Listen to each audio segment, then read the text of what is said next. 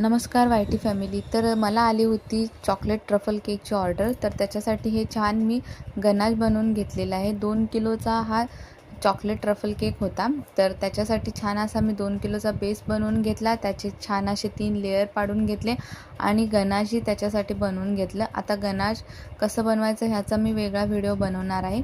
तर हे छान असं गनाश मी 3 लेयरमध्ये छान असं स्प्रेड करून घेतलं.